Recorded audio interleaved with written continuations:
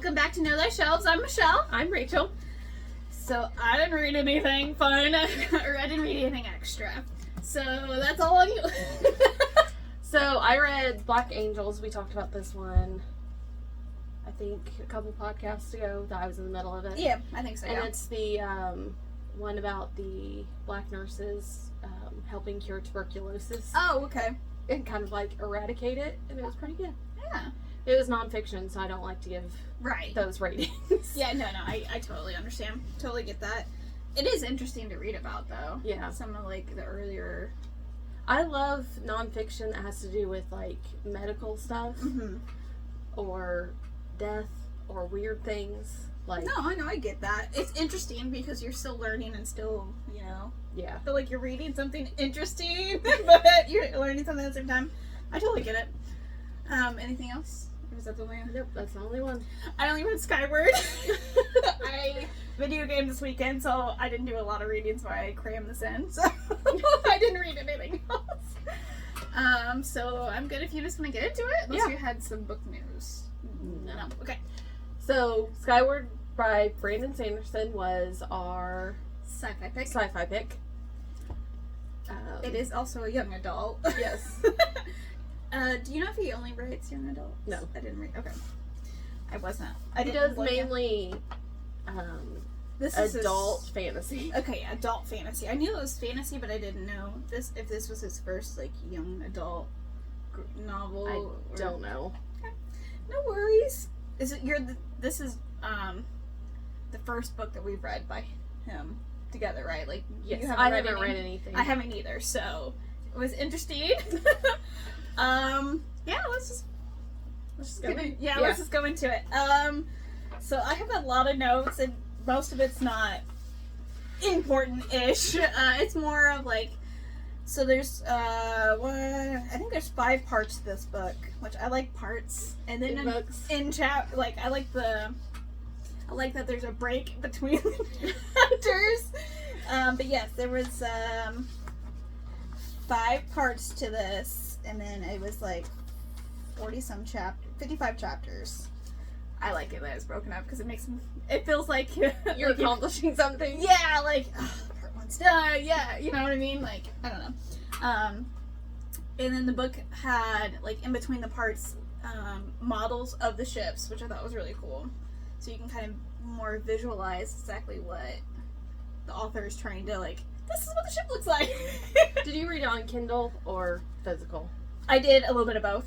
Okay. In the physical version, it is a lot. It takes the whole page. In the Kindle version, it's like this tiny. But other than that was really the only thing I noticed that was different between the two. Obviously, besides the formatting. Yeah. But, did you read mostly? I've read mostly audiobook. Okay. So, I had it on Kindle as well, so I was kind of going back and forth. I gotcha. No worries. Yeah, so part 1 is just mostly chapters 1 through 6, and it's just going over, like, the exposition and obviously the world. There's a lot. Like, I feel like there's a lot thrown at you, but it's a lot of world building, but it needed to be. Yeah, like, it was kind of, I feel like it was a little bit more boring, and then, but after this part 1, after, like, chapter 6, I felt like, I was like, oh, I'm intrigued now, like, I'm in it, you know what I mean? Yeah. But yeah, just mostly just setting up, you know, like, her personality, her goals, how she is, and I think it needed it to accomplish what he wanted to accomplish at the end of the book, so, which we'll get into later. Yes. Don't want to just be like, here's what happened.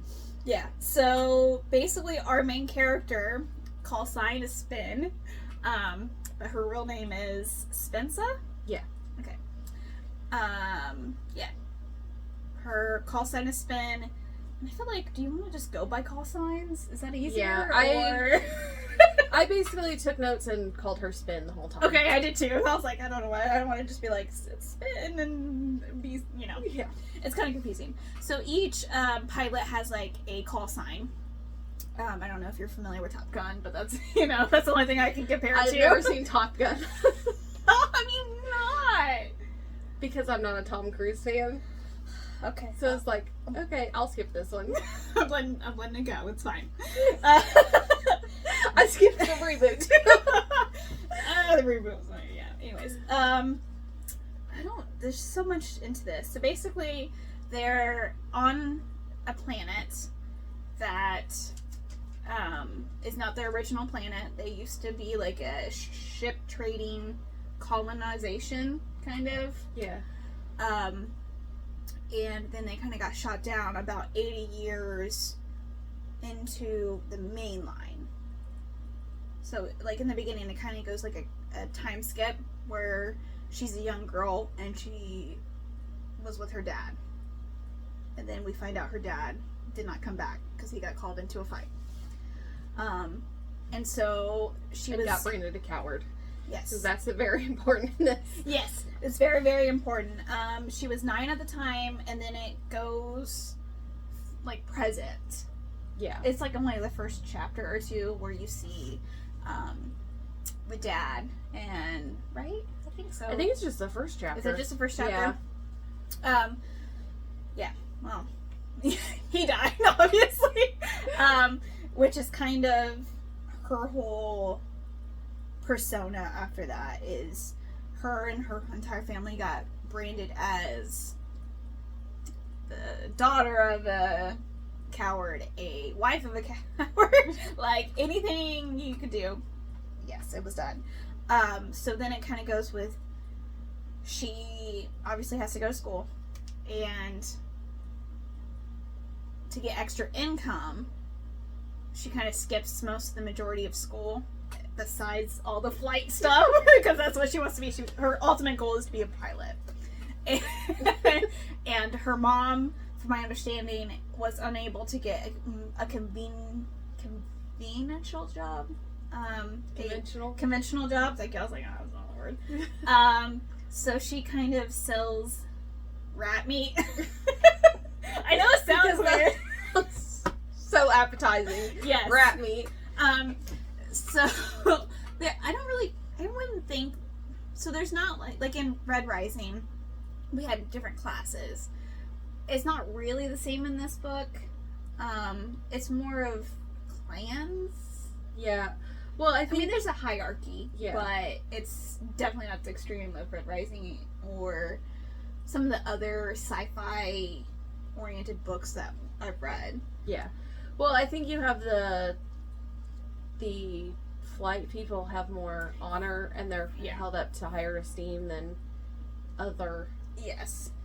Yes. So basically, if you're a pilot in some capacity, and I say that in truth because there are some pilots that just went to flight school and washed out, but are still known to be like higher on the hierarchy because they tried.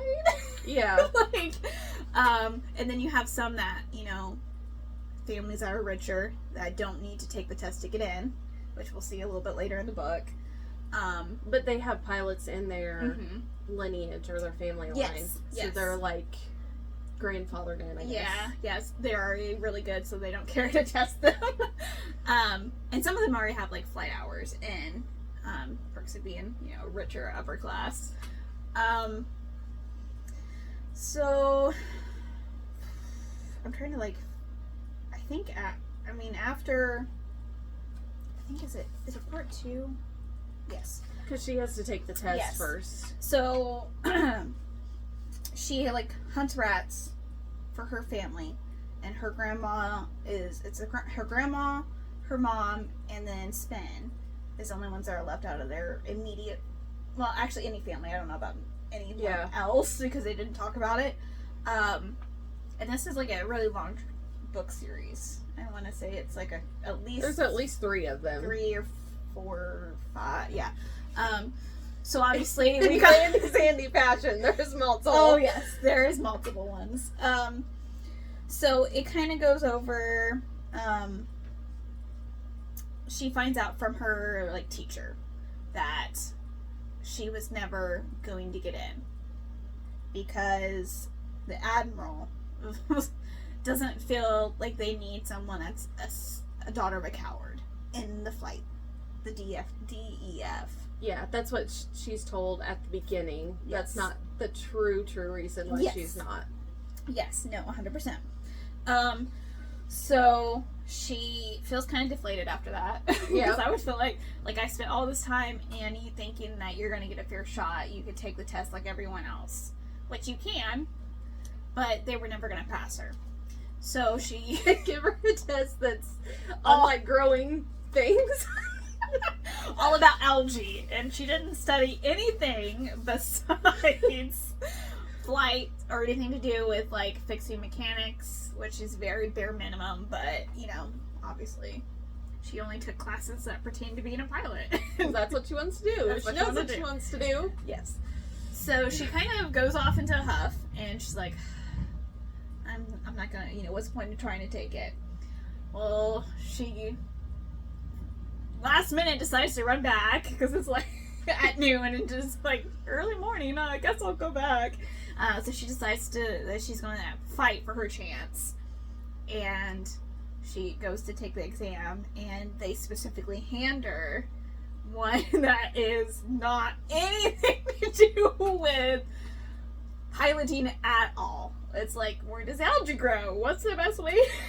Like, I don't even know. It's like, what the fuck?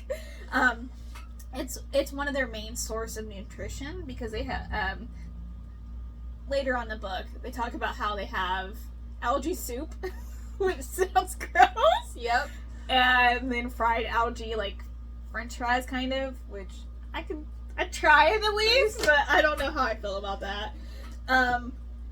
So she realizes that the test is not the original test. She still fills it out, but then she's just like, I don't know, you should ask someone that knows. And then, so everyone else kind of like filters out, because I forget what the time limit was, but there's obviously a time limit for the testing. And she just sits there until they turn out the light on her. And then she grabs one of the first, the first citizens or something? Yeah, I think it was Jerkface's Yes, test. it was Jerkface's test. Call sign Jerkface, real name Jorgen. We don't care. Yes, it's Jerkin, I guess. I like Jerkface. He's literally known as Jerkface until like maybe the last 20% of the book. Yeah. So, also, before the test, didn't she find the ship in that cavern? I think so. Okay, because that's important. She finds an abandoned ship, and it doesn't work, obviously. Yes. That she knows of at this point. Yeah. And then she goes back, takes the test. Yes. I'm sorry. Yes. That was important. I actually did put it down there, but yes. It is important. She found, like, this abandoned ship, and it looks very different from all of their ships. It's, like, sleeker, I guess. Like, I don't know. It's not what they're used to, but it still has human writing, so she knows it's at least human. So, yes, sorry. So she gets lights turned out on her, and this guy comes, and she's thinking it's the janitor, because obviously she heard the janitors come in, they're gonna clean, and she filled out Jerkface test, and I think she got all but one. Yeah. And so he's like, well, you know, this guy comes in and he's like, well, why do you want to be a pilot? And she's, you know, I want to fly. I want to, you know. And he says, hands her a flight pen, and it's like, be here at this time. And she's like, what? Like, what? And so basically he's defying the Admiral. Admiral Ironsides. Or Judy. But whatever. I know, it's just her call sign, or her flight name was Ironsides, but her real name is Judy. I just find it funny.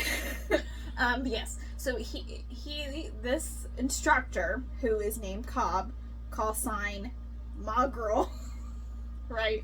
Mongrel, was her father's old flight mate.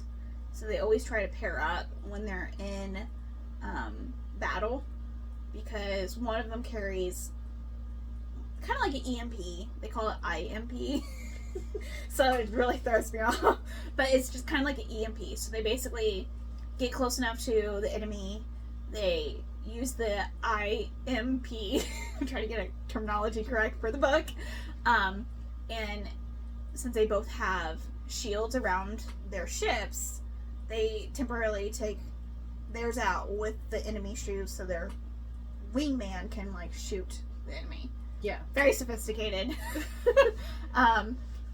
Yes, cause, I mean, you can damage their shields by shooting them enough, but it's just easier when you're in close combat range, but you just need to make sure you don't get... Swoop down, deploy your IMP, swoop back up, the other person takes them out. Pretty much. Yeah, you want to get out of the fucking way.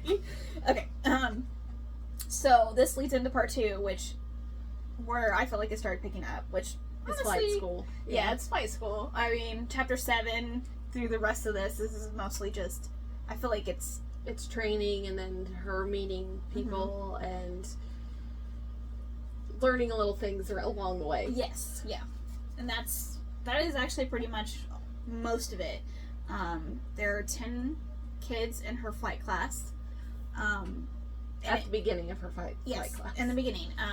They say it's very common for only a couple, I think they only said like two or three would actually complete the class and move on to become an actual pilot.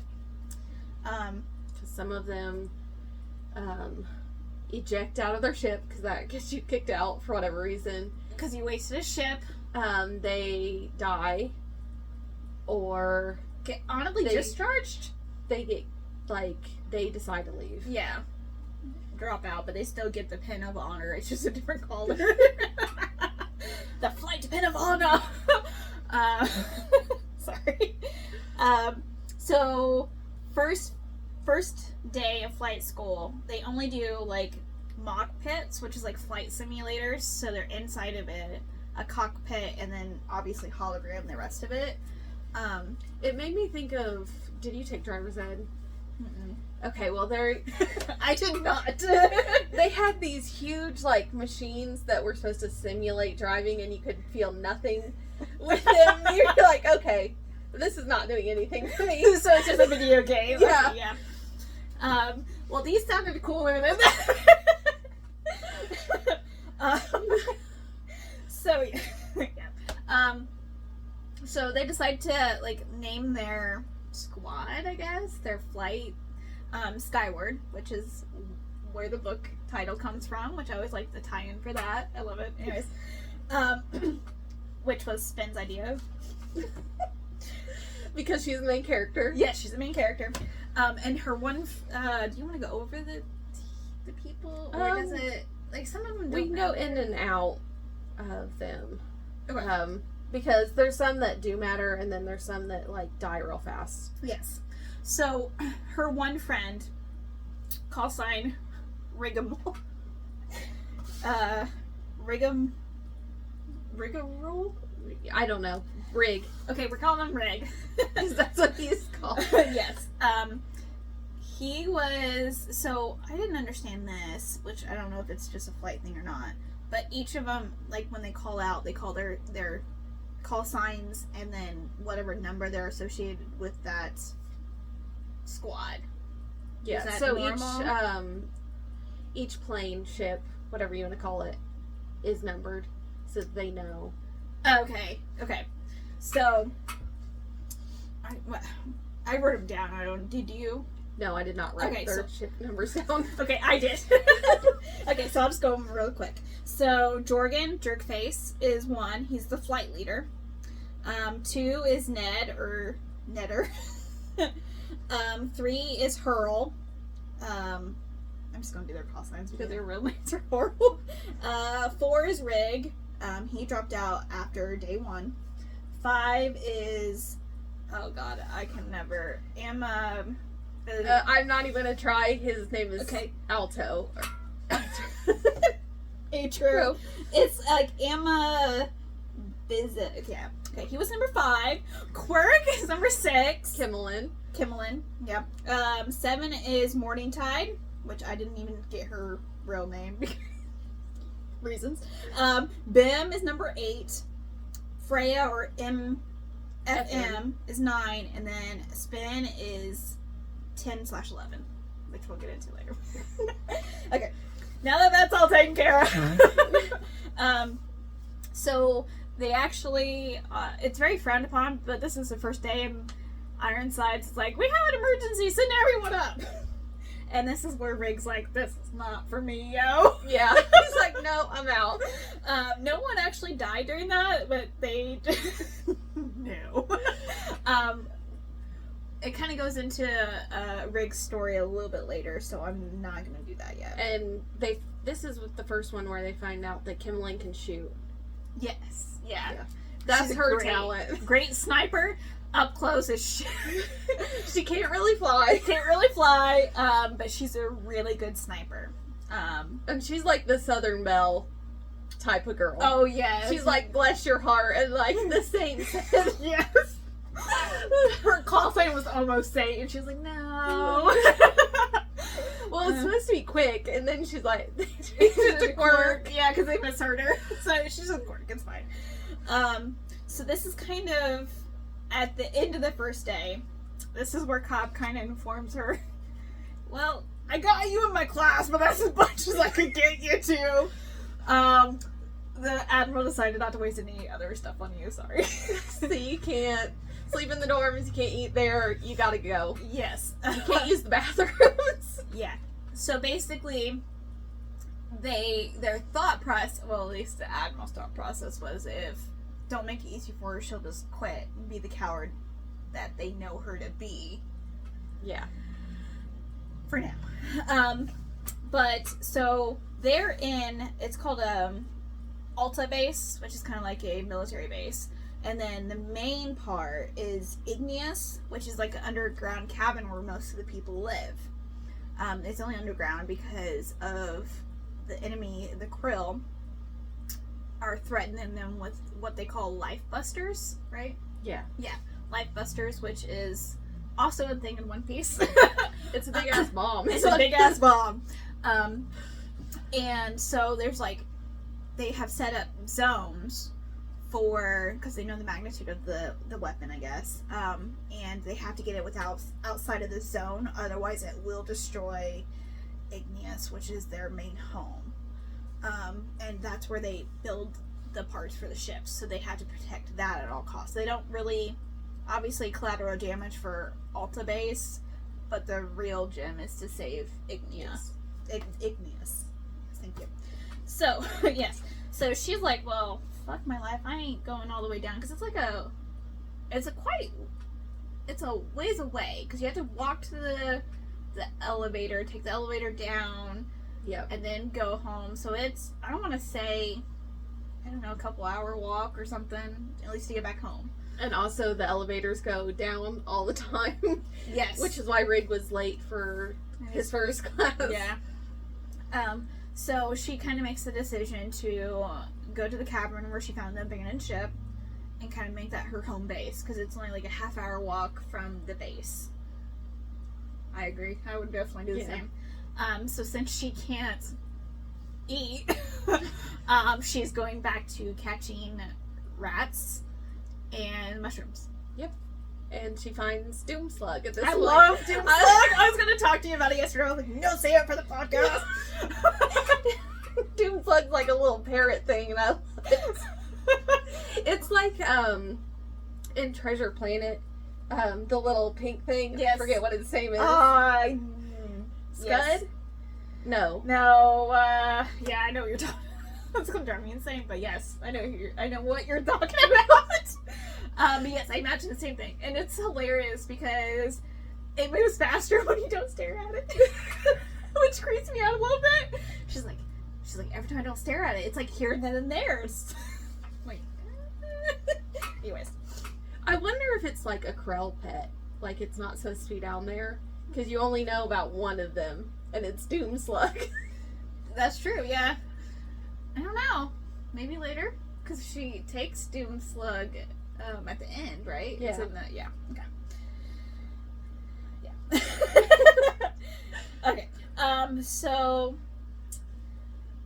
she's kind of trying to bond with all the other, in between like flight school, she's trying to bond with the people. She realizes that it's actually really harder to do since she can't, like, because they sleep together as a squad. Boys versus girls, whatever, you know what I mean. So that, you know, you build up that camaraderie and you build up that trust, really. And yeah, she gets none of that. She Yes. gets Doom Slug, which we love. So yes, we love him, so it's fine. And so she classes with obviously Jerkface. she clashes with him from the very beginning. Yeah. Because he kind of comes in and he's like, be very proper, like... Yes, he's like very by the books, like, no, like, is reading off, like, a memory of, like, book passages and how to be the best flight leader he can be, kind of thing. And he also comes in and he goes, I'm going to be the flight leader, and she's like, who are you? Yeah. Yeah. So they kind of get into it, and after one of the classes where he's being... a jerk. Is it right after he tells them? It is, right? Yeah. Okay. So he basically is fed up with her disrespect of him and throws out who her father was. And since no one really knew who she was, this was kind of a nice way to get away from her dad's shadow or dad's, like, cowardice legacy. Was this after the second battle that they were in? No. Okay. No. I just want to make sure. Yes, because she steals his car. Yeah. Yeah. His battery. Power Matrix. So right after, you know, he outs her to everyone, and everyone kind of is standoffish after that towards her, because obviously it's a whole, like, mindset of people. Like, and I don't know, it was so weird. So basically, the official story is that her dad decided to run instead of fight the Krill. At the biggest battle that Alta has ever seen. Yes. And, yeah, I heard it too. I assume it's outside. Anyways. So, she sees his, it's like a hover car, basically, in the orchard, being hidden because she thinks that Jordan is just, like, hiding it because he doesn't want to, like, seem like he's rich. I don't know why he put it in the orchard. I don't know. But she sees it and she's like, I want to steal this power matrix. She's like, I need this for the ship to see if I can get it to run. Yes. So yes, because the ship the abandoned ship that's in the cavern is kind of just completely dead. So she's hoping to have a power source for the ship to see if she can get any diagnostic running on it, and for her light lance. Yeah. Right? It's a bracelet that is so fucking cool. I want one. So basically beams out light that tethers like an actual rope, and it can be pulled back into the bracelet. You have to charge it, obviously. I just thought that was the coolest fucking thing, because it's not, I wouldn't consider it a main weapon, but it is on the ships. Yeah. Like the undercarriage, where you can use it as like a harpoon to pull people close, or kind of like swing around debris, which I thought was like fucking sick. Sorry. So yeah, she steals the power matrix and plugs it into the ship, and surprise, the ship starts talking to her, and she's like, wait, what is this? What is this? And freaking Mbot, I know. My two favorite characters came out of this dang cavern. 100%. So Mbot-1021, Mbot for short, is an AI ship. He cannot fly himself, and he cannot engage any of the weapons himself. Yeah. So he's there for like navigation, help support, whatever. He helps like mostly fly the ship to diagnostic, but he crash landed 172 years ago. and is waiting for his pilot, Commander Spears, to come back. He didn't come back. If you didn't gather that. I don't think anyone is alive after 100-something years. Anyways, it's just important timeline because the Defiant, which is the main, it was the main ship that everyone that isn't Igneous is from, because this was an abandoned planet before they crash landed about 80 years ago at this point. So I feel like that's a little important to do the timeline where this ship was it's so advanced and it's older than their pilot ships, and it doesn't have nearly the same features. Yeah. And they're kind of like running on Scavenge parts. Yeah. Yeah. Because they don't have anything else. Like, yeah. And they need power sources and all this stuff. Yeah, they QVD rings or something like that. Yeah. Which makes it like hover. From my understanding. I don't know, some of the science I get lost with, but it's fun. And then there's a bunch of debris floating above them in the sky. Yes. So we learn a little bit later. So basically, just imagine Saturn with the rings, and the rings is just space junk. Yeah. Yeah. Which used to be the space station, or some sort of, they mentioned something about it being like an actual ring that was put together, and it was like more of a defense mechanism for the planet. But obviously it's not functional. It's kind of, whenever they start falling, it just, because the whatever power source is starting to run out. Yeah. And that's usually when the critical attack is, when debris falls, because it kind of makes a hole in the defense up in space. Like I said, there's a lot to it, and you don't find out the majority of this stuff until a little bit later in the book, which I feel like it helps the story, but I'm just like, what the fuck is happening? I just like, it's one of those books like you want to read because you want to find out more and more and more. Yeah. For sure. Yes. And like, so the ship talks to her, and so she kind of regrets stealing Jerkface's power matrix because that could get her kicked out. But she's not going to tell on herself at this point. Yeah, no, she's not. And she thinks that Jerkface knows she did something to us, but she's just not going to be like, hey, I took this. So then she decides to get help from her friend Rig, or Roger, or no. Yeah, Rig. Sorry. Since he dropped out, he still gets a pin, so he still has opportunities. He just has so many days to choose, I guess, after he dropped out. And so she kind of gets him, and she's like, hey, you wanna help me do something crazy? Yeah. And he's like, because I've been following you around my whole life. Yes. And he's really good at studying. And he kind of got pulled into Spin's kind of like, I want to be a pilot. So he found it interesting to learn, and then realized after day one, he was like, no. He goes, I'll work on them, but I don't want to fight. Yeah, no.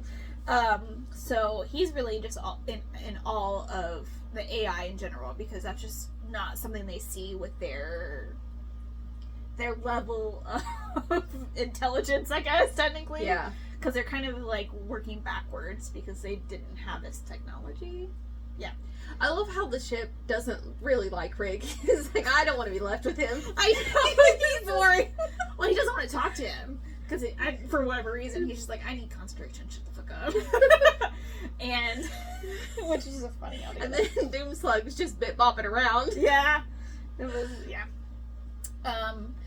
So he kind of pokes around. She's like, I'm tired.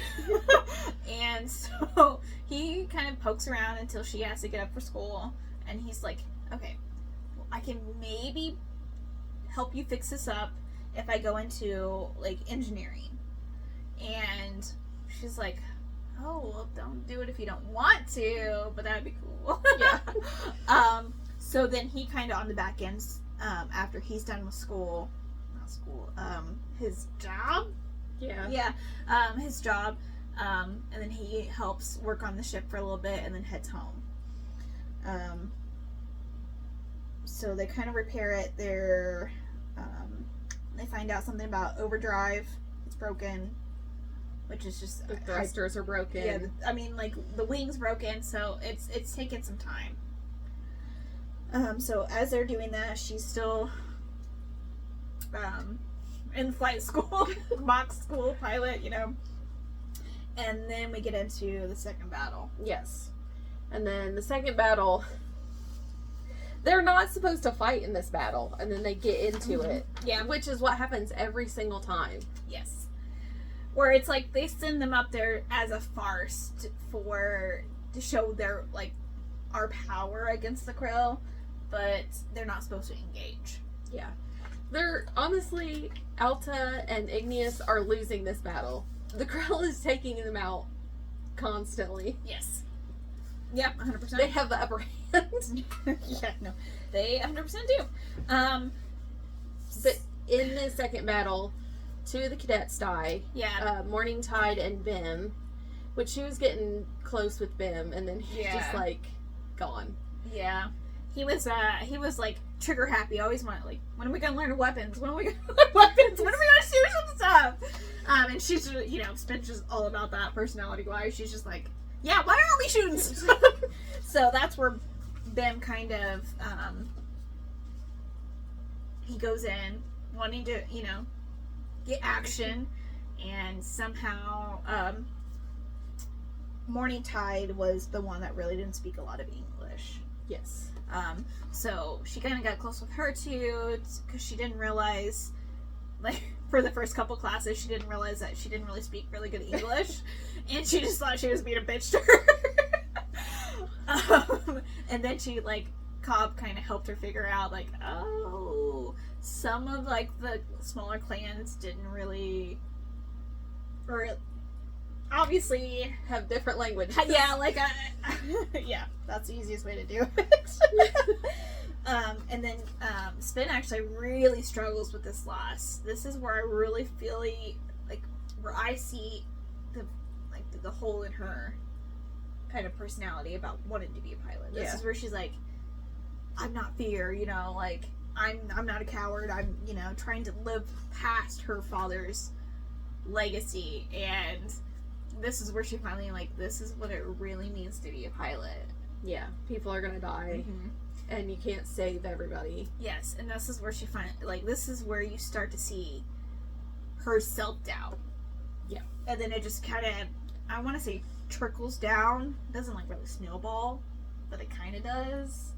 Well, everybody's kind of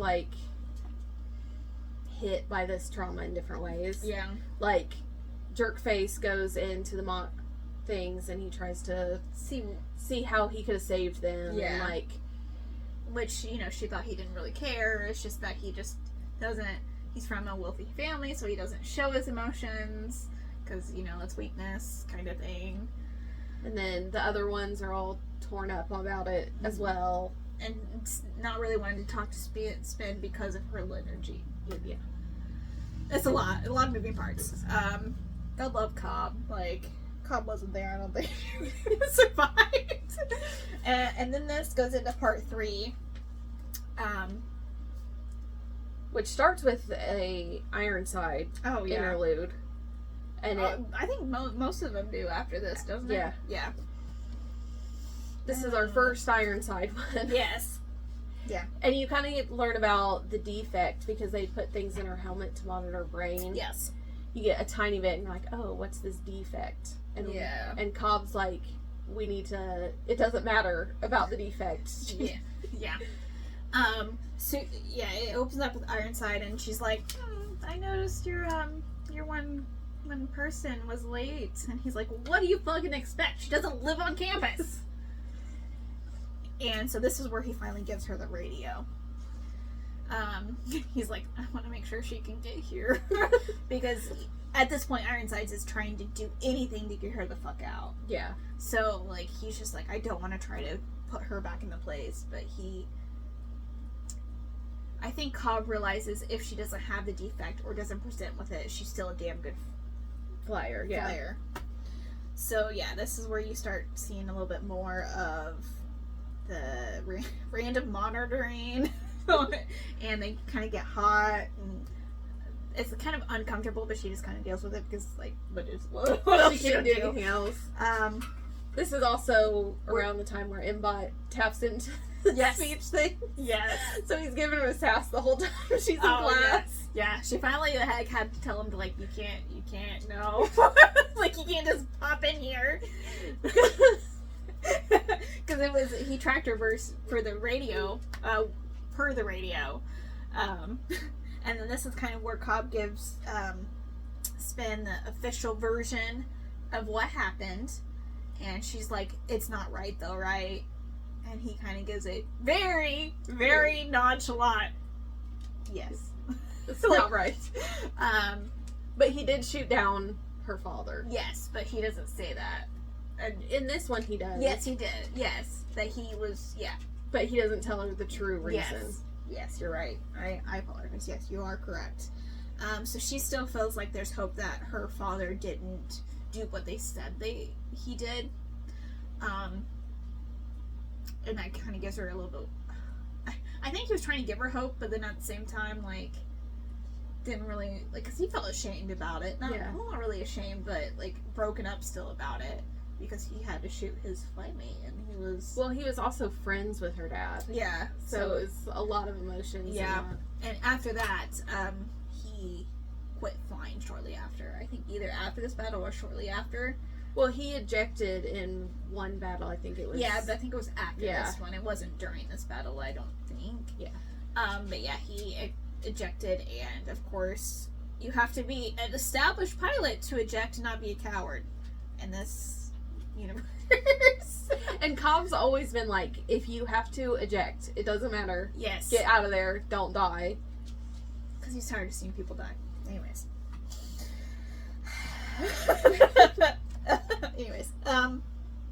So this is kind of a little bit more of the backstory, or we do the flight simulations. They go into some very minimal battles, and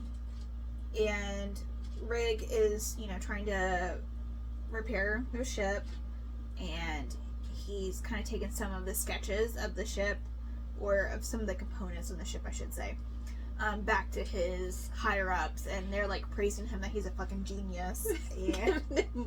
Better jobs. Yes. Just like handing him, like, here's this, tinker on this for a while. Yes. And like basically like, you have free range for whatever you want to make in the fabrication. If you want to, do that, you just do it to your heart's content. Because they think he's like a prodigy. And he kind of feels like he's excited to work on Mbot, but also like, I don't feel worthy of this praise because I'm literally just, and so Spin kind of was like, well, no one could do what you're doing, and like, you're amazing. You're basically repairing this in a fucking tavern, and he's like, yeah, you're fucking right. I'm cool. So I kind of like that part. And Mbot's like, I like your shoes. You got mushrooms? I fucking love his mushrooms. Like. So, I can't remember the exact thing, but his pilot said, as he, like, crash landed, his pilot went off in search for whatever, and he told the ship to stay out of fights and lay low. Yes. Right? And so, Mbot somehow takes that he needs to lay low by looking for fungi. Where he made that connection. He does explain it, but no, it doesn't make any fucking sense. So that's what. So that's his, like, I'm very strict. My pilot left me instructions, and she's like, your pilot's dead, and like, you should fight. And he's like, nah, lay low, get out of. Nah, no, don't fight. He basically told me. So I wrote this program that's 7,000 pages. Yes, on, oh gosh, what was it? I can't remember. Yeah, it was not humans being weird. It was what it was. Like, humans are weird. I wrote 7,000 pages while I was supposed to be doing a diagnostic. Oh, I already did that. Seconds. Yeah. love his personality. It's so hilarious. And this is where that Reiko also tells Finn, hey, there's a cleansing pod in the ship. And she's like, you're just now telling me? Like, I had to sneak in and face the Admiral's wrath to just clean off, which is just basic human function. Like, Yeah. No. But she wasn't allowed it. So, or at least in there. So, yeah, and then she patches into her helmet while she's, like, doing stuff, and she's like, no. And the radio that she carries. Yes, and the radio. I mean, he's just bored, I get it, you know? It's like, I can't talk to Ray. He doesn't want to talk to me. Which is just hilarious in its own right. So, and then, of course, come to another head, Jerkface. Jergen, whatever, Jerkface, whatever. Anyways, it's just fed up with Spin's just insubordination of him. Basically, his call sign is Jerkface because of her. Because she called him Jerkface the first day. Yes, and everyone just caught on, and he could not escape it. Which I find funny. So he confronts Spin and was like, hey, you know, you need to follow what I'm saying. And she's just like, I'm not dealing with this, so I'm walking away. And he's like, oh yeah, run like the coward you are. And she just puts him on his ass because he's taller, because it mentions that she's really short. And she just puts him on his ass and starts wailing on him. And then I can't remember, someone pulls her off and she just walks away. And she's like, okay, all right. And then he's like, she hit, which I thought was hilarious. And he's like, she struck me. And he's just like beyond like surprised with it, because obviously no one's ever done that. Yeah. And so she's like, she walks away, and then she's like, oh shit, I gotta turn myself in. yeah. Because she's like, if he's gonna say something, I want it to be on my terms, kind of thing. Because, you know, she struck a commanding officer, technically, because he's the flight leader or whatever. It could get her thrown out of flight school. So, she's like, well, no, fuck that guy. I'm gonna go and at least, you know, tell myself before he can. And so she sees him with the Admiral, and she's just trying to be like, well, you know, and then he's like, we'll be right back, ma'am. And he pulls her, and he's like, what the fuck are you doing? And she's like, well, I'm gonna turn myself in. He's like, just fucking go home. Just go home. Just go home, and it's over. It's done. It's okay. And then this is, I think, where she begins to think, like, okay, Jorgen is not as bad as she thought at first. Because once he says, you know, just fucking go home, you know, I gotta go, you know, because we're having dinner with the Admiral, because she's coming over to our house, you know, and she's just impulsively like, well, I stole your power matrix. And he's like, that was you? So why would you do that? Like, you don't need to know. There are easier ways. So it's just funny. It was just a really great interaction where she feels like she can trust him, and then I just love it. So after that, and then Cobb sends them out on an actual fight for the first time since they lost Bim and Morningstar. Morningtide. I want to call her Morningstar. I know. I literally wrote Morningstar. I'm like, wait, that's not right. So there's debris falling, and they kind of use that as practice, using their light lances to like swing through or like move the rocks, or you know, whatever. They were practicing like shooting and like maneuvers and all the flight things. Yes, all the flight things.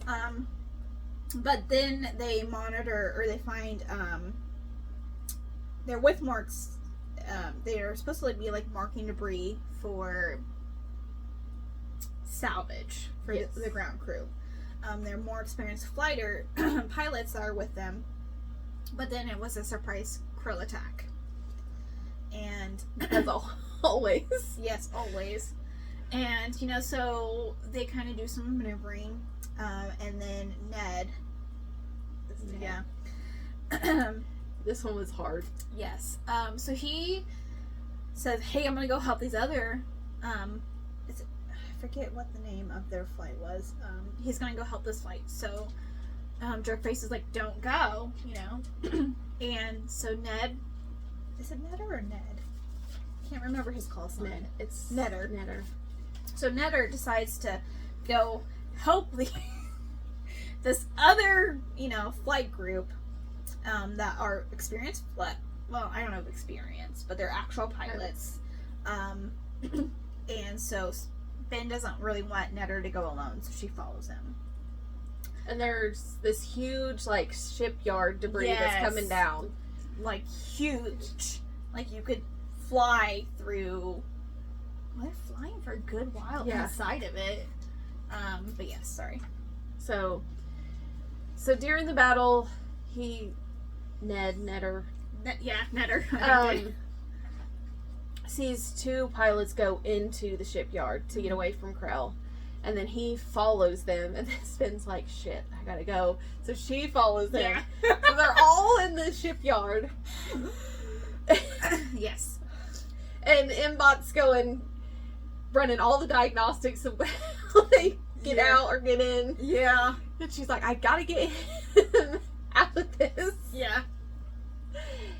And she gets a hold of him, like, she light lances him, and she, like, basically forces him out of the shipyard before it can crash to the ground and kill them. Yeah. And, they make it out just in time. Just in fucking time, yeah. But the other two pilots don't make it out at all. And then they land. He calls her a coward. Yep. Which fucks with her mental state of being, by the way. And then when they get, like, back, Mm-hmm. she finds out that the two pilots that went into the shipyard were Ned's brothers. And he's, like, 5 or 6 different brothers, but the two pilots died were his brothers. Yeah, that's why he went after them. But once they land, Jerkface was like, Spin, what did you do that for? And she's like, I didn't do it. It was all him. And he's like, no, Netter's my friend. Like, you couldn't do that. And she's like, no, and then it comes out that, the flights that he tried to follow was his two brothers. Yeah. They did not survive. If you couldn't,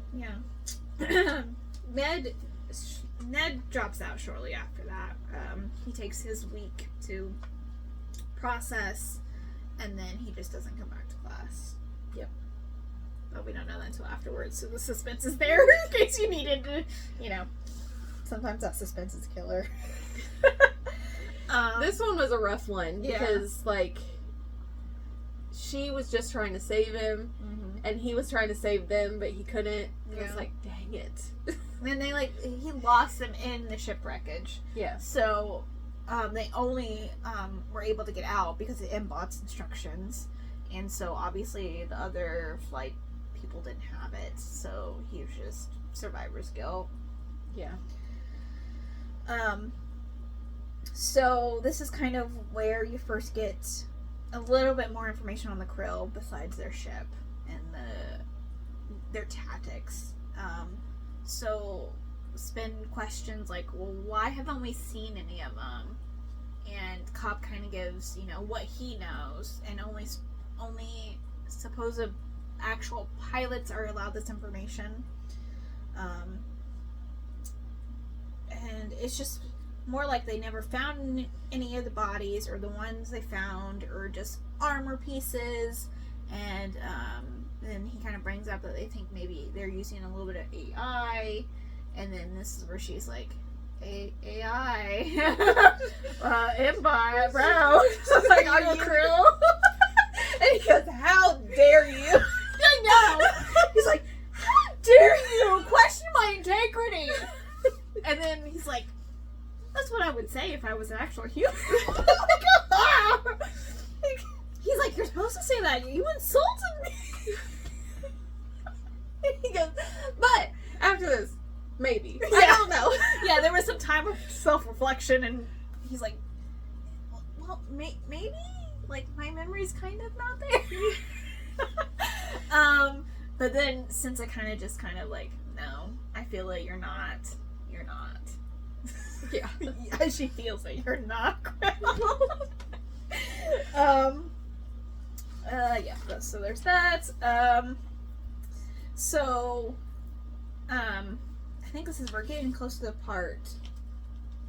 Yes, so this is the first part this is the first time that she feels really connected with her team members. So before she leaves the base that one night, Kimmelin kind of stops her and sneaks her back, and they kind of have like a little like Girls' night.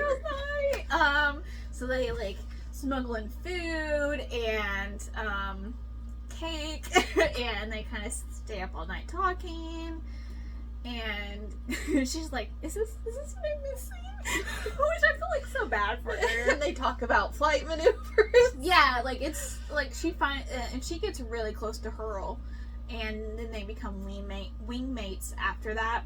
But it was really like, I don't know. I felt like it was a changing point in the trust, because they know she's just a daughter of, I keep wanting to say son, a daughter of a coward, and they kind of just after being with her in flights, they can trust her a little bit. So I thought that was a real breaking point for them. And so they're like, "So what do you do all day after you get?" And then she kind of explains, I live on rats, and they're like, "Oh, here, have some more fruit." She goes, "I do stuff," because she can't tell them about Mbot either. Yeah, no. So it's just like, I have to catch my food, and I have to do this, and they're all like, "That's some shit, man." But they're all like, feel for her. They're all like, "That's what the Admiral doing is like shitty." Yeah. And after this, they kind of like ask Cobb like if he can get her in the dorms and stuff. Yeah. Not yet. But she accidentally falls asleep during this girls' night, and then she wakes up and she goes, "Oh shit, I gotta sneak out and sneak back in, so it looks like I left." Yeah. And then one of the guards stop her and go, "Hey, Ironside wants to see you." Yeah. And then so she basically is like, "I heard you didn't leave. Where were you?" And so the Admiral's like, "What, did you find like a closet to sleep in?" She's like, "Yeah." Like, she just want to throw her fucking friends under the bus. Like, she's like, "Yeah." And she's like, "It would be better if you withdrew from school." And this is where I think Spin realizes, like, you can't take me out of it without a legitimate reason at this point. Yep. Because other people have seen her fly, see how really good she is, and so she has to have a damn good reason to expel her at this point. And Ironside basically wants to label her a coward. Like, she's just like her father. So if she kicks her out, that doesn't prove anything. Yes. Yeah. She wants to improve her narrative. But mostly because she thinks she has a defect her father did. Yes. So. Anyways. So this is on to part 4. Yeah. Okay. Still fixing up in Bot. Sorry. They let him basically take things home to take it apart and re-put it back together.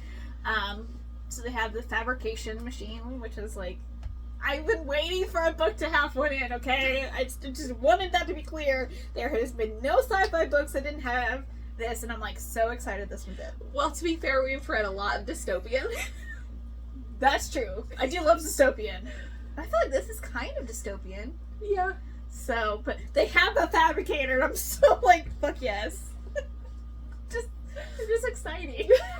I feel like that'd be so cool to have in real life. So, like, when you read about it, I'm like, yeah. Okay, sorry. I'll read you my excitement over something that's not real. So this is where she officially flies Mbot with no thrusters. And it's this real slow moving. Which I thought was hilarious. But she realizes that, because his doesn't have any boosters. I'm sorry, not thrusters. Didn't have any boosters, and weapons aren't functional. The hyperdrive's not functional. List of things are not functional, but it's flyable. So she kind of takes it up high into the atmosphere, and as high as she's ever been as a pilot, and realizes like this ship is pretty dang awesome. Like it has there's a lot of features in it that are just not in the ones that they have now.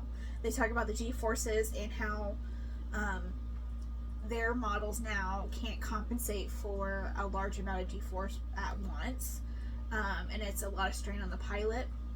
And in M-Bot, it's explained that he has something that helps with that, and the chair like rotates, so it's not as impactful onto the pilot.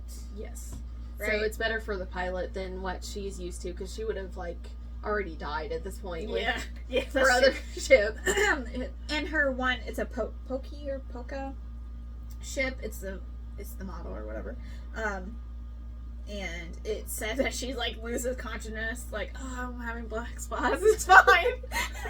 Like, it's mentioned a lot, so obviously it's probably to showcase like how far they are behind on technology wise. Yeah. So I kind of understood that. So she flies it back down, but they like to get the ship out, they have to like lance it and then pull the rock down, and so they just hide it with holograms. I'll just hide a hologram, it's fine, because it was said that M-Bot was a stealth ship. Yes. So he can like He's gonna camouflage and yeah. So sorry, I just wanted to go over the logistics because they were in a game. Sorry. So she's really trying to convince M-Bot to kind of like fly for her and to help with the krill, because this technology would help tremendously in the fight. And he's just like, no, my pilot was like, no, he still wanted to hold true to his pilot. So they fly back down, and he just wants to hide. Yeah. So they go through like a hard days of training, and she's exhausted. Next day or the day after, and this is where they get another call to go back up, right? Yeah, because she gets it halfway back to her. Yeah, where she's just like, I'm exhausted. She's like, okay, well, I guess I'm gonna run. Yeah, so she like jogs all the way back, and she's almost close to not being able to. So basically, each of the pilots in school gets a plane, or yeah, they get a plane. So say, that pilot is incapacitated or dead or whatever, and they have an extra ship. They call in the reserve pilots, people that weren't good enough to be pilots full time or wanted to take a step back. I don't know exactly what. It was something weird about the reserve ones, or like basically. Well, the one girl that was going to take hers ejected. Okay. So she got kicked out, but she is technically a pilot because it's like the last day of training or something. Yeah, they're really pushing the culture where like you destroy your ship by ejecting, you better fucking die with it, because they only have so many of the, I can't remember, whatever acclivity rings. Yeah, acclivity rings. I was like, it's an A something. And they're only found on the debris. Yeah, debris. They can't make them. Sorry, just like a lot of information I'm trying to throw out here. So this is like one of the most. So strategy-wise, Krill only have about 100 that they've ever sent out at once. This attack was 75, so close to what they seem as the max kind of Krill attack. Yeah. So she kind of joins her comrades up in space. Up in the air. Up in the air. I know, I'm trying to remember the little. Okay. So yeah, she kind of meets them up there, and they are just kind of to provide backup. some shit happens. Hurl's caught in kind of a crossfire, and she's... So Kimmelin had a trail, and then they Yes. went to try and help Kimmelin, and then Hurl got caught in it. Yes, because you're supposed to stay with your flight mate. Who's Kim's flight mate? I'm not sure. Um, But Hurl Quark. was... Hurl was Spins. Spins. So she tries to attract the Krill whose shield was down to try to get another kill. She gets hit in the process. Her ship kind of starts falling. Spin's like, eject, and she's like, no, I can get it. I can, level it out. I can do this. Because she's not a coward. That's what it comes down to. Yeah. And so the ship hits the ground and Hurl's dead. And they get a week off. They have a Yes. fight with Cobb. She basically... Spin calls Cobb a coward. Yeah, because he ejected. Yeah, he's just like, put a pin in this because I'm pissed, but and so she gets a week off and she's like, okay. Cobb kind of like, well, they're not gonna get, to Quark anytime soon because she destroyed her whatever ring. Acclivity ring. Acclivity ring. So there's no point of Salvaging. salvaging. It's not a high priority. So they'll probably get to it, in a couple weeks. So Spin does not take kindly to this because she's really struggling with grief. This is the first time where she's actually had someone close because, growing up, she was always at arm's length with everyone else. So she kind of got close to these people. And so she's like, well, I'm going to go give her a burial. Yeah. Well, they meet in the classroom the next day. Mm-hmm. And then Kimmelin quits. Yeah, because she feels like it was her fault. Like, kind of, but she's a really good snipe. Yeah. She's a really good fucking damn snipe. Anyways, so yeah, she decides to trek it. And this is where Jorgen.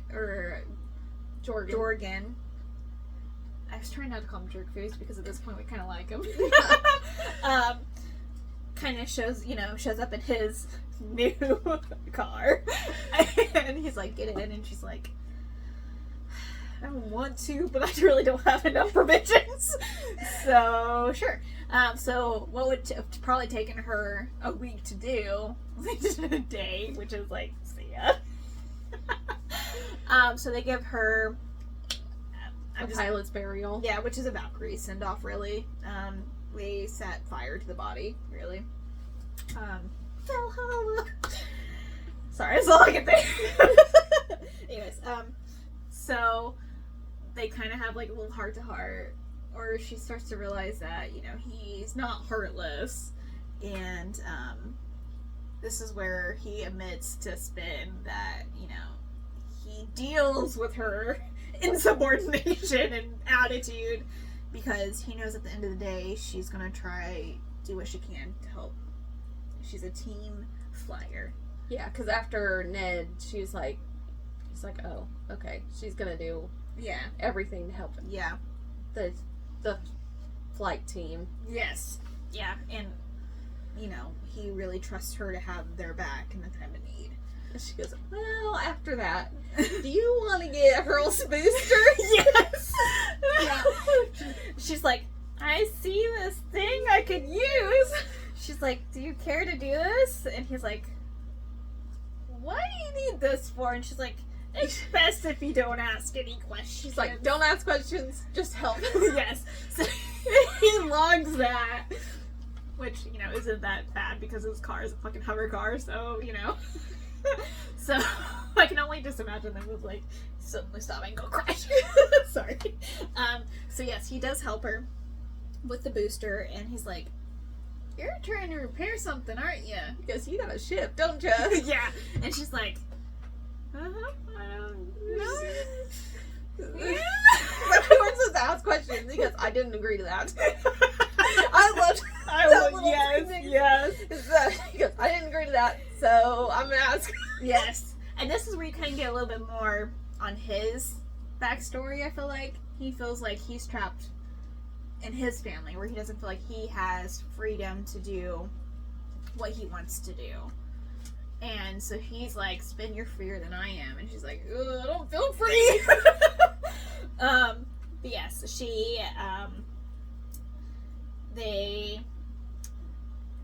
drop off the booster. Well, he drops off her in the booster a couple clicks away because she doesn't want him to know exactly where, Imba is. Yes. So, she basically says to him, like, Ironside doesn't gotta let me fly. And he's like, well, I got you, I'll try it. And she's like, no, he's not promising around her. So this is where she kind of goes to Cobb and realizes that they have all of the flights recorded. Yeah. Cooper is attached to the mic. We almost had a malfunction. I'm just ignoring it. Yes, so Cobb gives Spin the codes for the archive, and she's like, I'm sorry, and he's like, I don't want to hear from you right now. Like, I'm still not ready to forgive you, bitch. Like, which, fair enough, Yeah. So she goes to the archive and swipes the Battle of Alta. Yeah, it's just the Battle of Alta, yeah.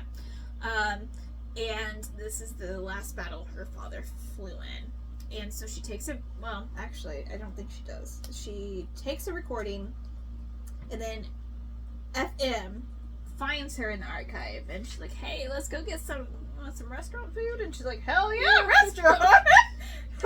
What is a restaurant? Yeah. So granted, Spinach has lived for them in like 4 or 5 months on rat and mushrooms. Period. That Imbot keeps trying to steal from her to classify. Yes, he wants to classify all of them. It's like, no. And this is where she tries the fried ale, French fry thingies, which she eats up because she's like, these are what is this, spice? And they're like, you know what spice is? She's like, yeah, but I ran out of pepper forever ago. That is not the correct spice. Pepper can only do so much. I'd rather have pepper than salt, though. Yeah. Like, just for, like, the extra flavor. I don't know. Like, if I had to, like, that would be a hard decision for me. We're coming back to this. I'll go back later. Anyways. So, she leaves after having some, like, powwow with her teammates, flightmates. And some of them, like, wasn't, Quark was there, like, they weren't just kicked off the base. And before this, Alto had been, honorably discharged from school because of his family. Yes. Yeah. And that's kind of, Jorgen says, too, that they won't let me fly either. Like, It's like, I got 6 months. yeah, after I'm, like, an established flyer and had some combat under me, he's like, my family's gonna pull me, so... Anyways. So the classes, Spin, Jorgen, and FM now. Yes, there's only 4. Yes, you're right. At this point, there's only 4 of them. Yeah. And so then MK... Who's MK? Okay, A different character. a different character altogether. I don't know who that is. So Spin... English is hard, okay? MK. Got it. That's Mbot now, if you didn't know, in my head. No. So Spin comes back to the cave. And That's where you got it. Yeah. Everybody's in the cave. My brain was like, yep, MK. It's like, no. Okay, so Mbot plays a recording, and she doesn't want to see it all, so they kind of skip ahead to where her dad, a little bit before her dad kind of does whatever he's doing. Which we find out is he is able to. So there's like a. The hole in the debris. Yeah, like there's this like hole, and Iron Sights is their flight leader. Her dad is call sign Chaser. Yeah. And so Iron Sights knows of the defect at this point, and her father. Because her father had said stuff like he can hear the Krell or see eyes in the stars. Yeah, the eyes in the stars and hearing the stars. And so Iron Sights at that point in time didn't think the defect was, I wouldn't say real, but not in danger to them. Yeah. So he's like, I can go, I can control it. And so he comes back. He's gone for maybe like 5 minutes. And he's past the debris field, and because there's just one hole. And he comes back down afterwards and kills one of his flight mates. And then basically Cobbs is ordered to kill him. Yeah. Well, he starts attacking all of them. Yeah. He kills one of them, and then I think he actually kills two, but I'm not 100% sure on the count. I know he did kill the one because they were friends. Yeah. Like their flight mates were friends or whatever. And so he says, I will kill them all. I will kill them because everything's recorded in the flight. And then it shows Cobb shooting him down on Iron Sight's orders. So, Yep. This really fucks with Spin some more. Because she doesn't think that her dad would do that. Like, she doesn't understand. yeah, she's like, he's not a coward. He's worse. He's a traitor. Mm-hmm. And so she doesn't understand what changed or why he did what he did. Like, what happened in that 5 minutes that changed him drastically. And this is what they're talking about as the defect that you can turn on your team. Humans. Turn on humans. Yeah, whatever. And this is where I think, let's see here. Yeah, Is this where she goes down and talks to her? no, No, that's a little bit afterwards. Yeah. They come back from leave because she's just, I would say, depressy mess at this point. She's still grieving the loss of her friends, the loss of what she thought about her dad. So she's just done. Yeah. Kind of. So she takes some self-care time, which she definitely needs. They come back, and this is when Cobb says, no more simulations. We're done with simulations, and you're flying at this point. So don't fuck up. Yeah, pretty much. Yeah, pretty much. And this is where we finally get that someone tipped off the doctor on staff. I think she, like, psychologist or whatever, right? Yeah. And basically was like, reinstated her full privileges as a cadet. And she's like, this is what I miss. This would have been helpful months ago. Yes. So she returns the recording and comes to Cobb and it's like, is it true? And he said, yeah, it was. Because he's still broken up about it. Well, it was his friend too. Like, he doesn't Yeah. know. Like, you had to kill your friend because he turned on you Yeah. No, I with agree. no explanation. And I feel like they went back up in flight, but it was more just training. Yeah. Nothing, yeah. And then he tells her, like, if you ever see eyes, there's 100 of eyes watching you. Come to me first. Come to me. Because he explains that her father showed the same symptoms close to the, I guess, end or whatever. And yeah, right before his, like, betrayal, her father, like, admitted that he could hear the stars, and he's like, I want tell Yeah. me. And then she finally goes back to the cave after some while, because obviously she's like, I can stay here, I don't have to walk. But then she kind of feels guilty about leaving Imbot alone. And so this is when it's flyable, like it has the boosters on and everything, wings fixed, like it's a functioning ship. Well, It doesn't have weapons. It doesn't have weapons, or the overdrive, which is just like hyperdrive, something like that. And so she takes him up and realizes that it is a beautiful piece of machinery. She's like, oh my god, I can go to like, I forget the speed, but like I can go like 30 instead of 5. Like normal is like 3, and you could go up to like 10 in theirs, and then that's pushing it. Like it really starts shaking like like a leaf. And Mbot is just still trucking along. She doesn't really feel the G-gravity, and like realizes that this would be 100% game changer. Yeah. And so he's like, I don't want to fight, but we can do the simulation.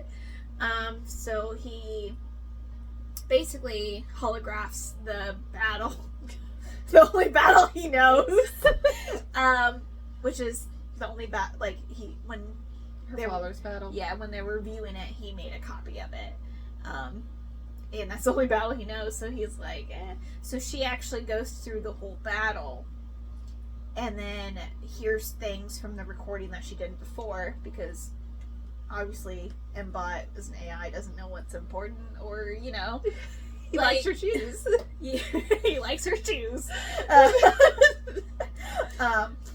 And basically, like, does this whole rendition of it, and like halfway through, Spin realizes that her father was anticipating the crow's movements milliseconds. Like, I'm not even talking like it's like not even a couple seconds before they do whatever they're doing. Yeah. So she's like, huh. So Mbot analyzes the data, and he's like, yeah, you're right. He does it at like 2 or 3 milliseconds before the Krill are doing it, so that gives him the edge he needs to be able to be a better pilot. And I can't remember this year. And then there was an important conversation that she didn't hear. Yeah, because Ironside says, you know, what about the defect? And her dad says back, I can control it. Yeah. And then goes off, and he couldn't control it. Yeah, he couldn't control whatever took over. And this is where Mbot is like, so I think I'm gonna just shut myself down, because I don't think I can talk you out of fighting, because this is your whole thing. And she's just like, no, don't. Like, tries to convince him one last time. And he's just like, I don't think I will ever convince you not to fight, so I want to honor my last pilot, and I'm just gonna shut myself down. She's like, fine, just abandon me like everyone else. And I'm just like, like, I was just like so sad with that. And then this is where she's like, I don't know what else to do. I don't know where to go. So she decides to go back home, because since they're flying real machines, they don't really want the non-pilots to like crash them, because they really need all the freaking so they only do like half-day trainings, and then half-day trainings on the actual and then they're allowed to do whatever the rest of their time, because they're almost done with flight school at this point. And she decides to go see her mom, Gran. Sorry. And so her mom's super excited to see her, and she's thinking that she's coming back. She's like, okay, you're gonna help me get some rats? And she's like, no, I'm just visiting, Mom. And she's like, oh. It's more of just like the fact that, you know, her mom kind of knew the story of what they were trying to spin about her dad, but she didn't believe it either. Yeah. So she's like, I really think you probably need to go see Gran. She's like, alright, whatever. And And Gran used to tell her a whole bunch of stories on heroes. It was a bunch of war heroes. So like, Yeah. she's got like Beowulf, which is not technically I a know. real person. Yeah. It's not technically real. But you get the concept. Yeah. And then like Joan of Arc was thrown out there. Some other names, but Alexander the Great. yes, Alexander the Great was thrown out. Trying to keep the heritage alive. So they speak whatever has been passed down, basically. And then she tells her the story of, I want to say it's her mom's mom, like, or her mom's mom, or something like that. I thought it was just her mom. Was it just her Yeah. mom? Her grandma's mom. I can't remember. Which would make sense with the timeline, because then 80 years ago. Yeah, you're right. Let's see here. Yeah, you're right. Her mom. So they're Defiant, which came from the ship's name that they were on. It was like a trading vessel that had a whole bunch of like colonies on it, and so basically, Gran tells her the story that she knows is that there was kind of like a mutiny. The Krill were kind of there. But they didn't, so there was like some dispute on what they should do. And Gran explains that her mom was the navigator for the ship. Yeah. It was weird. It was worded weird because it was like she was the ship. Like the navigation of, like, she is the person that moves the ship. Which is what we kind of find out a little bit later. Is like the defect. And so Gran tries to explain to her that the only way that you're gonna get past this is if you learn the ability. Yeah. Sorry. Segue. So basically she was like, if you're scared of this power, then you need to learn it. Yeah. So she can control it instead of it controlling her. Yeah. Because her dad basically got controlled by the defect. Yes. I think it's because Gran had always told her like these exercises on like listening or hearing the stars, and so Spin didn't understand obviously what that was about. She was just thinking that, and she was trying to teach or something. Yeah. I don't know what the reason behind it, but so she can hear the stars if she chooses to, and that's what her grandma is trying to say, that the defect or the gift, if you want to say, is the only way that humans will ever return back to the stars and navigate them. So she's like, if you want to do that, then you have to learn how to control your gift, defect, whatever you want to call it. So then this is where they go on another like tagging. She goes back home or back to base. Sorry. They go back up and start doing tagging debris for salvage again.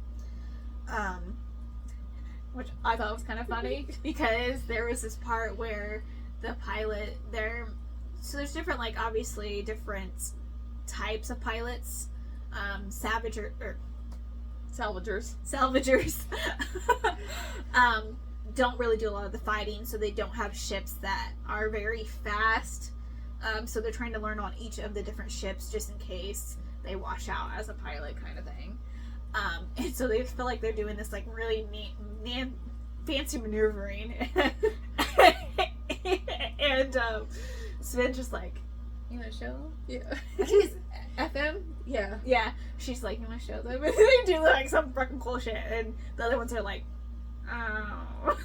Like, got stood up. It was hilarious. It's like, oh, Cobb already showed us this. Yeah, like, well. So I feel like that's also another like snippet into how Cobb is very different instructor. Yeah. Because he's actually showing them things that would be useful. Instead of like, go down with your ship, bitches. Like, you know, Die with honor. Yeah, like that's how I feel about it. But they kind of see something, and they get Jorgen gets permission for the three of them. Yeah, because there's only three. Only of them three now. left. Yeah. Who did we lose? Who lost? Or who was that? Or that was a tier. Yeah. Yeah. Yeah. So we only have 3. So there's only Spin, Jerkface, and FM left. And they're 10 out of 10 people. Yeah. So some things are falling, debris and whatnot, and I feel like I'm missing this part. Let's see here. Oh, so they noticed like the ring of defense around the thing is shooting at something, and so Spin's like, "What are they shooting at?" And then obviously Krill Because obviously, you know. So it was like there was that little hole they were able to get through, and they were attacking the Krill coming through it. And so this is where she ejects and then gets kicked out. Yeah. Of flight school because Ironside's like, "Oh, you ejected, so I can kick you out now because you're a coward." Yep, it was. And then it goes to graduation, And she's not there. This is where it starts part 5, and this is where it opens with Ironside again, and she's satisfied that she kicked. Stop being a weirdo. She kicked the defect out, and she was able to get readings from Spin's helmet on the defect and how to spot the defect in other people. And then she's about to go into this assembly. It's the National Assembly Leaders, or the NALs. And basically, they're all ganging up on Ironsides, and it's like, hey, like, you're failing. Like, can you, like, hurry up and do something better? And she's like, well, I knew you were going to say this. Because they are losing the fight. Like, long term, they are losing the fight. And so she's like, okay. So when they were doing the salvaging earlier, they spotted a kind of like a shipyard, like the one that fell earlier in the book, and it has a lot of the rings that they need. So she's like, let's do an all-war, gather all the troops basically, and let's see if we can get, because I think by their counts they said that they could probably make 100 new ships or something like that. Yeah. With just the parts and supplies on this. So they're like, we need this win. And major battle, yes. So right after, she's like, it's a very bold, very big plan, because the salvage yard is like, or wherever it's falling, is a little bit a ways away, like an hour if they fly, hour and a half, I don't know. Yeah. Something it will like that. leave Alta unguarded. Yes. So the Krell could go and bomb them if they wanted to. Yes. It leaves both the base and Igneous kind of unguarded. So you can kind of see where this is going, right? So I'm like so mad about this. Okay. So it's right after the graduation. They all leave, and the only 2 that graduated from their class was FM and Jerkface. Official call sign Jerkface. Yeah. Freya. Yeah. So, yeah, they're the only 2 that graduated from their class, and I forget how many actually graduated, but that's not really, we don't care about anyone else.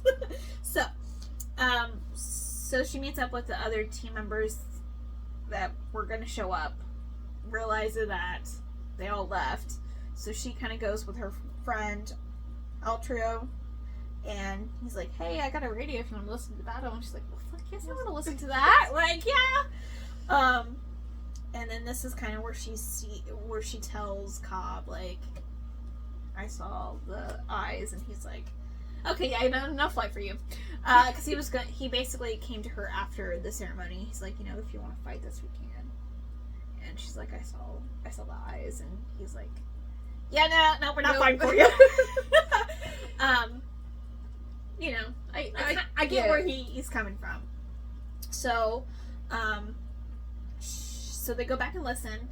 they realized that it was a trick, that the shipyard was,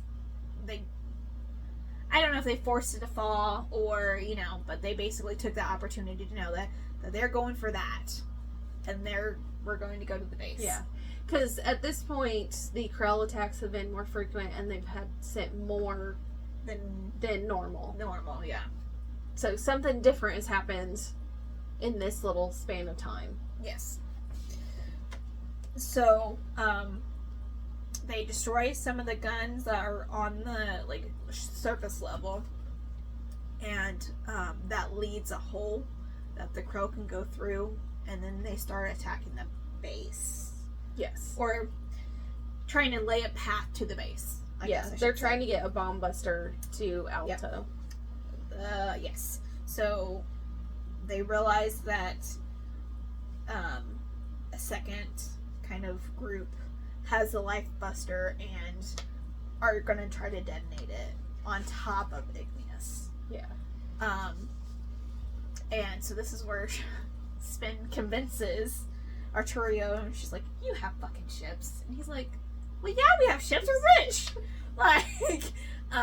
Of course we have them. Of course, And this is where she basically tells them, if you don't do something, there is nothing to save. Because you can people are leaving because obviously this is a real threat. They're getting close to the line of no return, basically. Where if they pass that line, there is, even if they were able to kill all the Krill and destroy the life buster, that it will still destroy a very huge significant part of everything. Yeah. So she's like, you guys need to go. So Arturo goes with Quirk and who else? Is Ned? it Yep, Netter. Ned? Yep. And she actually has to tell Kimmel you need to go, you need to be there. And she's like, you're better. And she's like, I can't fly. So, but she doesn't tell her why she can't fly. She's like, medical reason, can't explain, go. And she's like, okay, I got this. And so it's still going to take them because it's in the lower caverns. So obviously, with everyone trying to escape, it's going to take them a little bit to get to there. And so she realizes that they need more help. Yeah. So she decides to try to take, I think it's Altrio's, isn't it? Yeah, because it was damaged. It was damaged, yes. The battle that Hurl died in, I believe. Yes. Yes, he was severely... His ship was severely injured, not him specifically, but that made him not want to fly again. That's why he kind of dropped out. Well, he didn't drop out. His parents forced him to... Oh, yes, that's right. Leave. Yes. Sorry. My bad. So, this is where she's like, Mbot, I need you, he doesn't answer. And so she's like, well, I'll just get his ship. And they're all, they do, it's some shit, it's still not fixed. They took the shield off. Yeah, there's no shield, no weapon. No, she had one weapon. She had the IMP. IMP, and I think that was it. She only had the one gun on it, because the rest, blew off. And it was on the nose. That's important for later.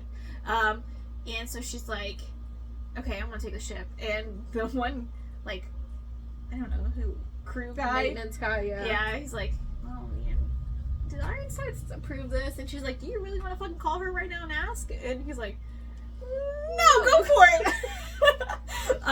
So, which I thought was hilarious. So she takes this, broken ass bullshit and she actually does some pretty good stuff. This is where she kind of realizes that she can do the same thing her father can in Hero. Yes. Yeah. Yeah, so she is a savant, and she's she's shooting things. I think she shot a couple of them down, and then something happened where her one gun got taken out, and so Ironsides is like, you have permission, do what you need to do, get that fucking bomb, and so she's like, I don't have any weapons, I'm gonna have to ram it, and she's like, Ironsides is like, yep, go for that. Just do that. Just do that. Do something.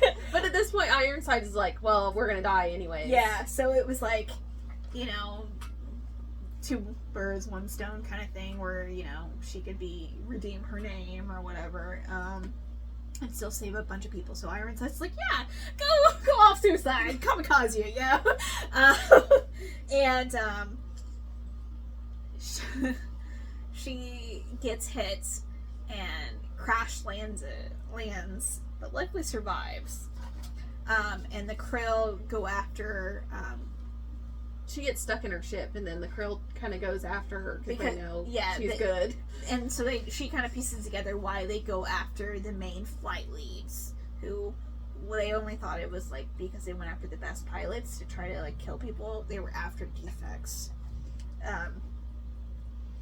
So this is where Mbot comes, saves the day, with Cobb's help.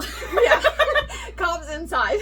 Yes, because at the ceremony, Spin gives Cobb the radio back, and that's the radio she talked to Mbot for, and so Cobb, God love him, it's first time flying after years, and she goes and flies off with Mbot, and like goes and saves the day. Yeah, because Mbot's like, well, I redid my programming, so now you're my pilot, so I can do whatever. But I just like your shoes. And then he goes, actually, I don't dislike your shoes, but I just thought I'd be mean. Yeah, I just thought I'd change it up a little bit, you know. I love it. And so basically, yeah, he rewrote, he heard her call for him, you know, and it was like, oh. Doom Slug's in there. Yes, he's just like chilling, doing whatever he's doing. So basically Cobb's like, go kick their asses, and she's like, fuck yes, I will. And she does some fancy maneuvering, and there were like 3 Krill that were attached to the Life Buster, so they were like better ships than what they normally encountered, so they were like really gonna kill people. Yeah, like every other time they kind of get scared off, and because they thought that it was a rare resource, so they didn't think the Krill wanted to waste their resources. It was just the fact that they don't really believe in total annihilation of the species, which fair enough. And that's why they only attacked bigger civilizations in the beginning until they were able to fight back, which happened at the Battle of Alta. That they finally like pushed back and finally changed kind of the war, but now they're kind of changed it back. So this is where she like races towards the bomber, and she basically orders everyone, do this, do that. Kim, you're like all the way over there. You're to stay she's back. Like, shoot the bomb. Yeah, shoot this thing. And she's like, I don't know if I can. And she's like, you can, and he will, because I don't have any weapons on this damn thing. She does have the lightsaber, the light. Help me out. What's the light lance? Yes. I wanted to call it light lark, and that's wrong. I know. I just don't know.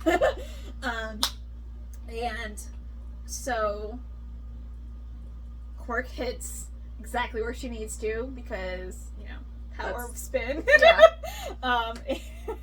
And so they all like basically try to like escape the bomb, because they were just gonna let whatever, you know, it was gonna fall close to the base, but not to the point where it would kill everyone in Igneous. So Ironsides is like, well, I'm gonna die. So all the pilots leave, and Spin decides to light lance the bomb. She dives down to try to grab the bomb, and it's on a timer. Like, I think it's like a 30-second timer, if I'm not mistaken. And she pulls it, and because Mbot is just so fucking great, he's just like, oh, I got this!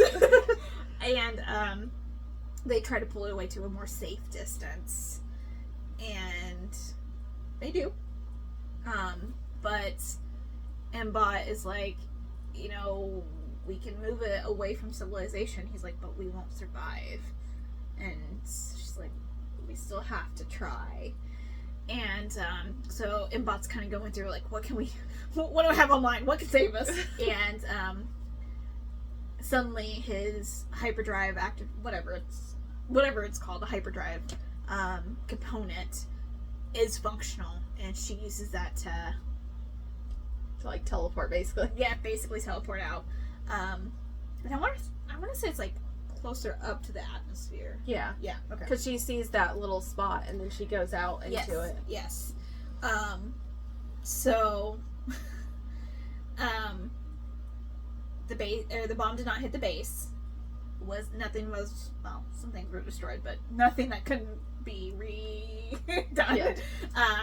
Minimal casualties. There we go. And Ironsides is like, all right, come down.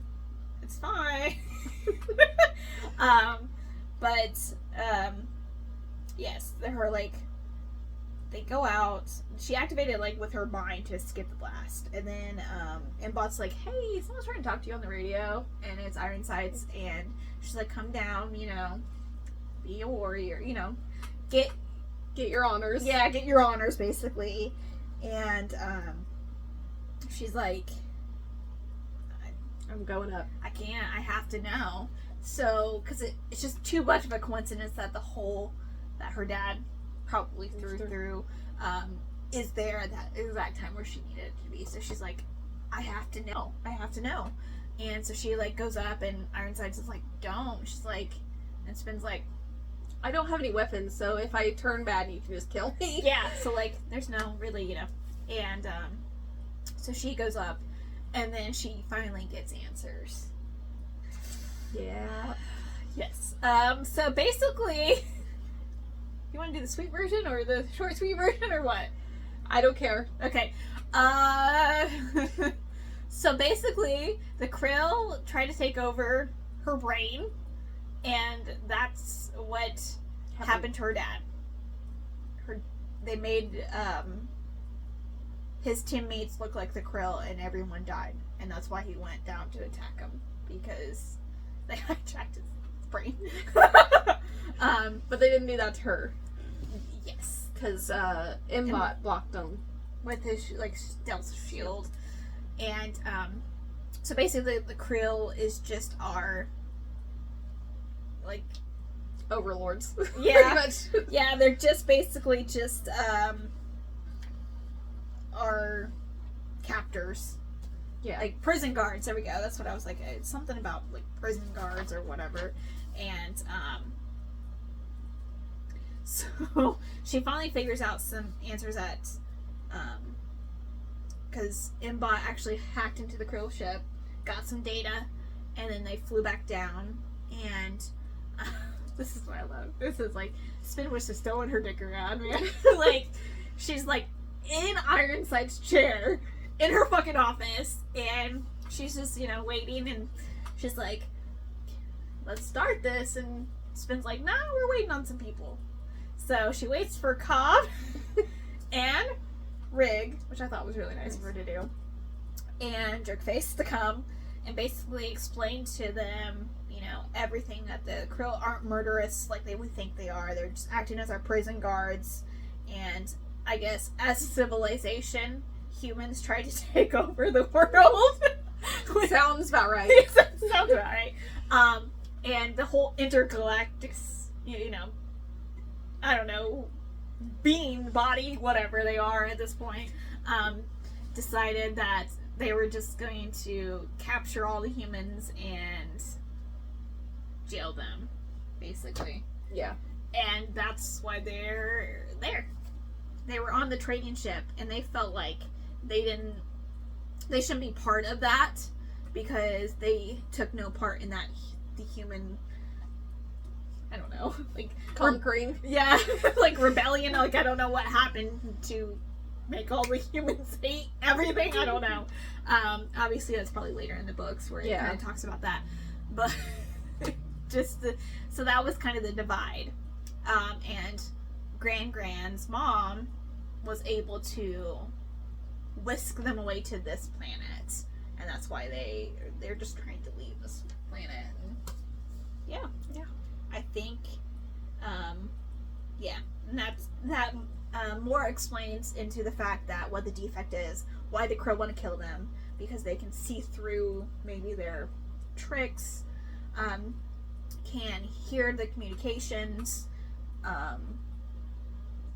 That's all kind of explained in this last little bit of the book. Yeah, because the Krill don't want defects to be alive so that they can keep them under control. Yes.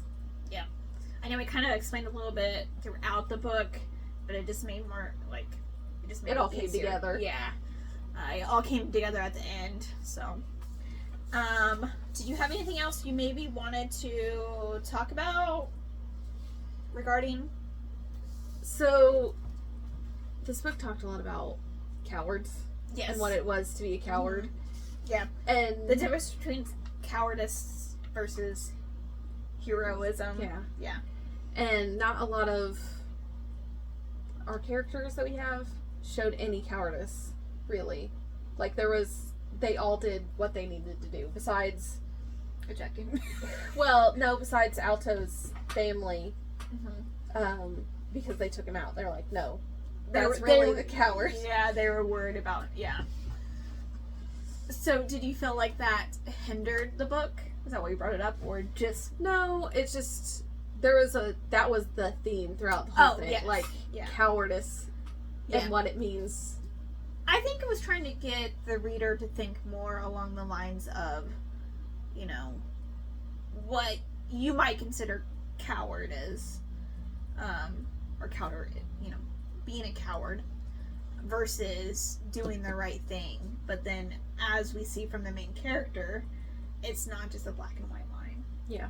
And that's Like everything. Like everything, yes. Like, of course, we would like to think that, you know, everything's black and white. There's always a right or wrong answer.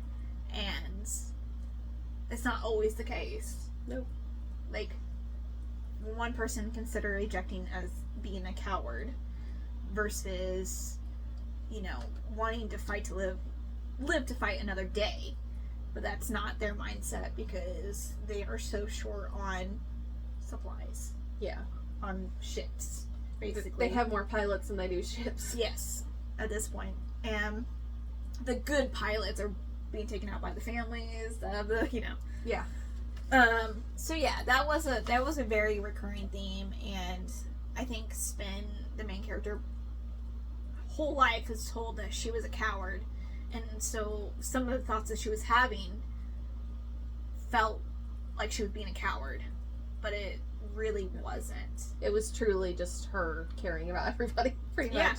Yeah, I mean, just like the scene with the ejecting, you know, Hurl and her made a pact to, you know, heroes to the end, you know, and she only ejected because of other people. Mm-hmm. Like, so that kind of shows, like, yes, someone might see that as cowardism, but she was doing it to save others from being hurt by her death. Yeah. Which, to me, that's not being a coward, but No. in the mindset of, you know, I understand why in this book they went that hard on it, because it made sense in this context. Yeah. You know, that's how, you know. See here. Yeah. I mean, I kind of liked that she wasn't a part of the group in the base, because I felt like it made the trust between the flight group more important. Like, yeah. because the other ones were able to build a camaraderie and eat lunch together, or, you know, sleep together, you know, chill together, do whatever they want. And then you have Spin on the outside, and they still trust her. Like, at the end, she's just basically like, you do this, you do that, jerkface, you get up here and do that. You know, like, she's basically just telling them what to do because she has a plan. And they're just like, listen to her, guys. Because there were some other, like, flight groups in there. So they're like, and then, you know, jerkface is like, listen to her. And they're like, oh, well, he's good. So, so I liked that part of it. Like, I don't know. I was trying to think, like, it made sense, but, like, if you had it a different way, like, if she would have, you know, been in there, It would have made it too easy for her. Yes, yeah, like, it wouldn't have it wouldn't have had the like hook to get us in.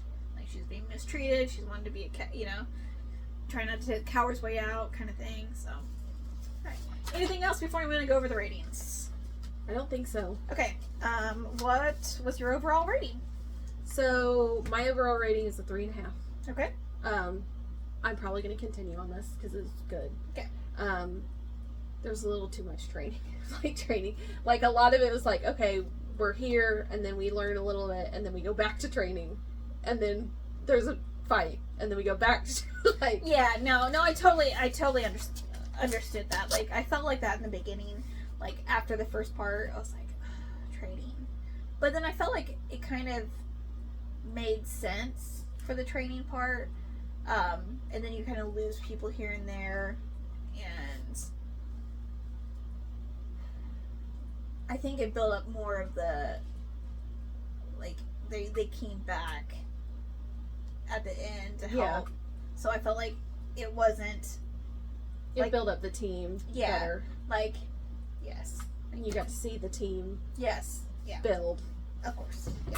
Yeah. I gave it a 4.5. I really enjoyed it. I literally read it in 24-hour period. Mostly because I procrastinated. But once I started, I couldn't stop because I really wanted to know, like, what were the eyes? What were the, like, what, and I felt like it answered all the questions I had, but still left me wanting more from the story. Yeah. Which I think, obviously, you can't just give all the answers all in the first book, and what's the point of the rest?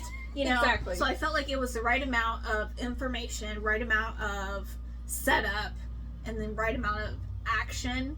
But, yeah, like, I was kind of getting bored in the middle, but I think Mbot relieved some of that. You know what I mean? Like, with his, like, witty returns and, like, I like your shoe! Like, you know what I mean? Like, I felt like that kind of helped.